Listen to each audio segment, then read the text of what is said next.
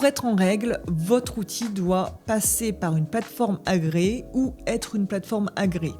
Donc si c'est un opérateur de dématérialisation, il doit être adossé à une plateforme agréée. Il doit utiliser un des 3 formats structurés choisis, à savoir FactureX, UBL et C22 ou CII, je sais pas.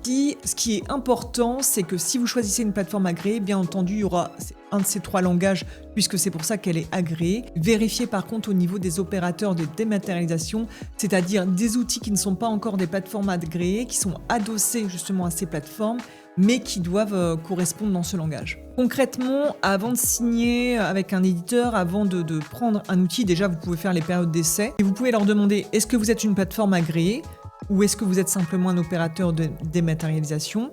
Si vous êtes un opérateur de dématérialisation, vous pouvez poser la question à quelle plateforme agréée vous êtes adossé. Et surtout, vous pouvez vous renseigner sur la liste des plateformes agréées par l'État. Je vous mets le lien, bien entendu, en description de cette chaîne.